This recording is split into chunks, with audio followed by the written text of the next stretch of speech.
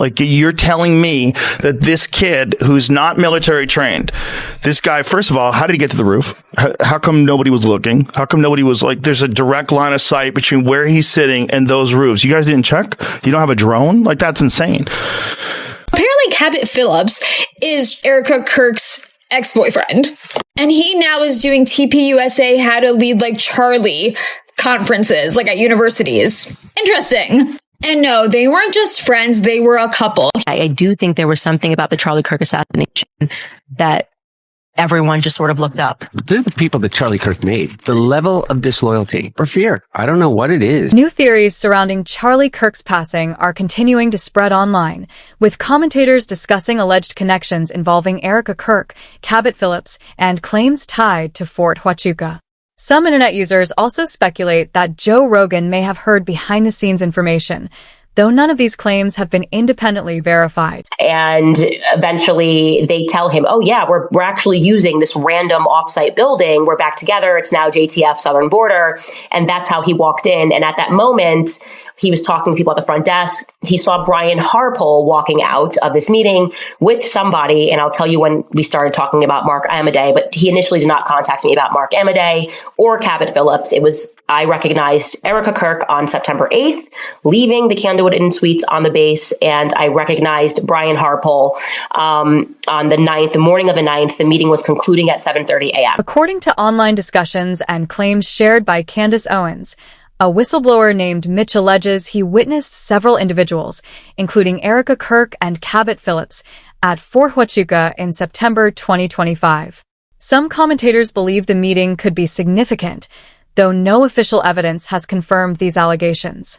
I blew it off until there was, some other pictures that came up with other people. What other people? Other pictures? If you want me to say, there's a picture of Erika Kirk with a ponytail, and from her past.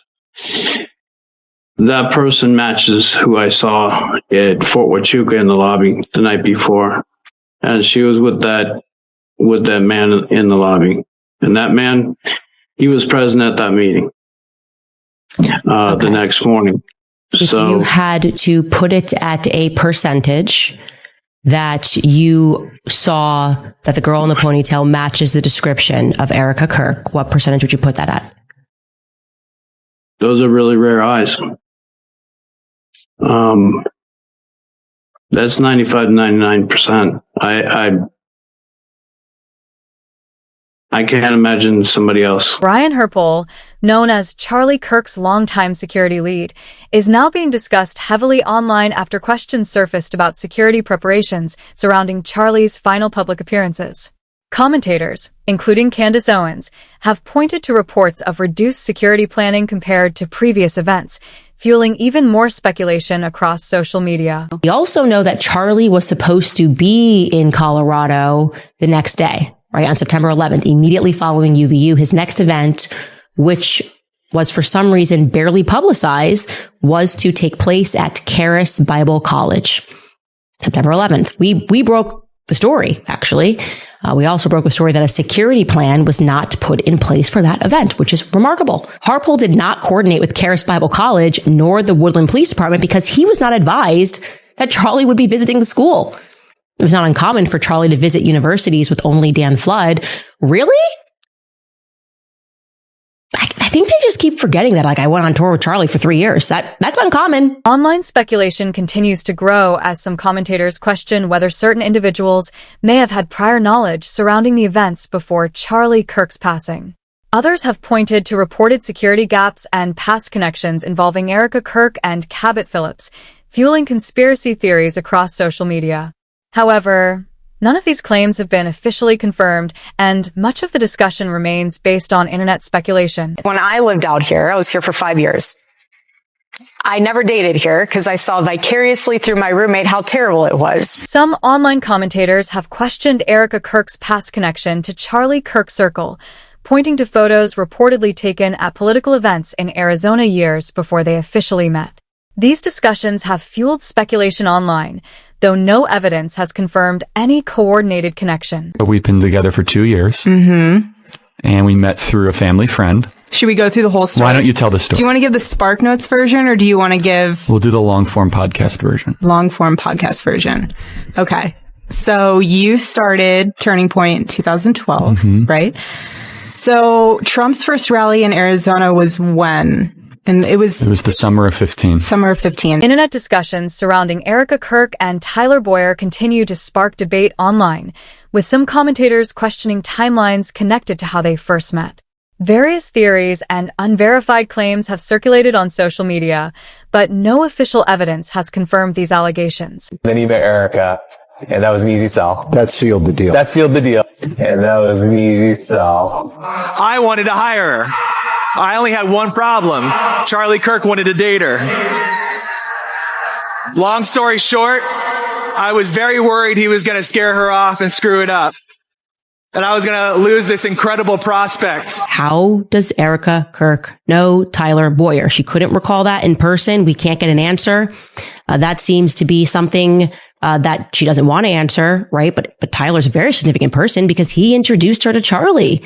He set that up. Clips and interviews involving Erika Kirk's early interactions with Charlie Kirk are being widely discussed again online, with some users pointing to her account of meeting him in a ticket line at a public event.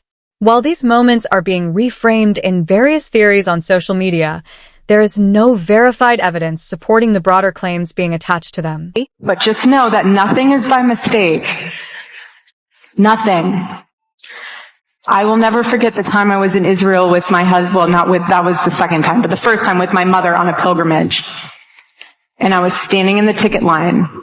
And I remember looking behind me, and in the snake of the ticket line was a guy who looked very familiar. I had no idea who he was. And I told my mom, this guy looks so familiar. And as a typical mother, she said, go and say hi. No. We were late for our flight, and I'm not going to come off like a crazy person that's just weird. That ended up being Charlie. Nothing is by coincidence. Online discussions have continued to circulate various unverified claims involving Erika Kirk, Cabot Phillips, and Tyler Boyer, including speculation about past relationships and alleged event timelines.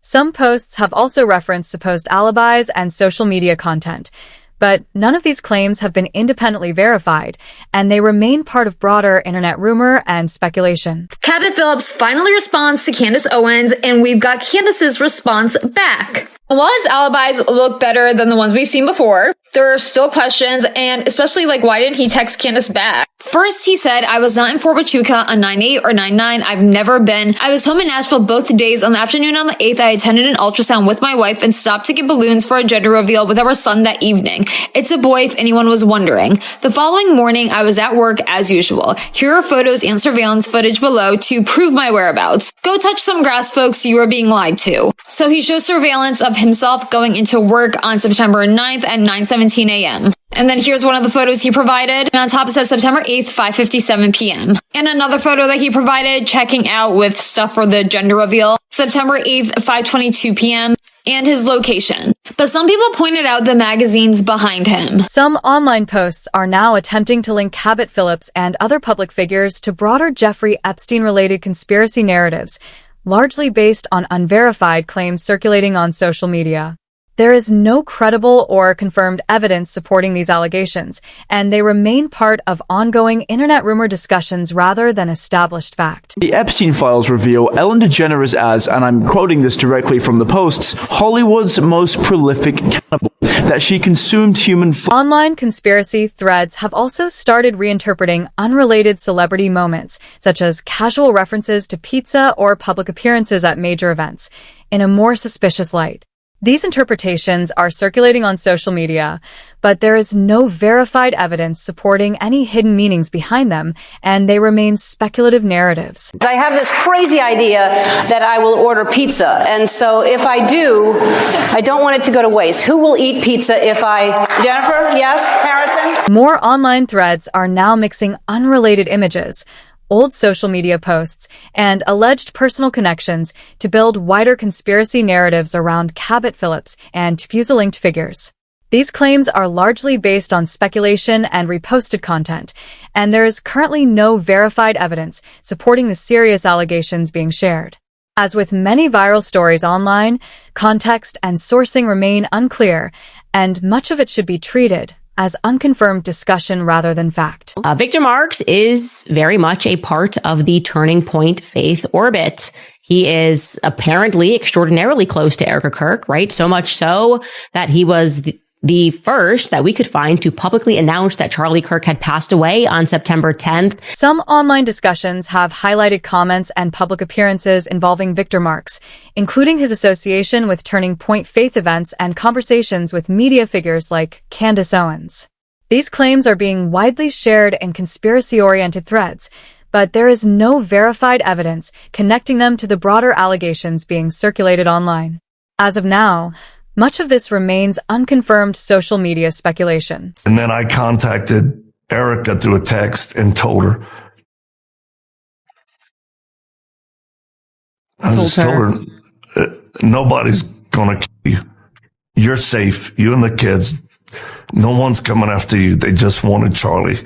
Online discussions are also drawing attention to Pastor Terry Christ's connections within broader church networks, including links to figures associated with Hillsong leadership history. Some posts reference past controversies involving individuals connected to that movement, but these claims are being circulated mainly through social media commentary and have not been directly tied to any verified developments in the current narrative. Pastor Terry Christ has a very interesting background. So he is very good friends with Brian Houston, who was the founder of Hillsong. And like you said, he was very much like he covered up his father's pedophilia for years, and he actually never got charged for it. And so Brian Houston resigned eventually, and then right afterwards, Pastor Terry Christ also resigned from his church that he was leading, but he said it wasn't related. So nothing to see there. And then online commentary surrounding Erika Kirk, Cabot Phillips, and various TPUSA adjacent figures continues to circulate across social media, with some posts linking different public appearances, partnerships, and unrelated controversies into a broader narrative about internal coordination and influence. However, these claims are not supported by verified evidence and remain part of ongoing online speculation and commentary.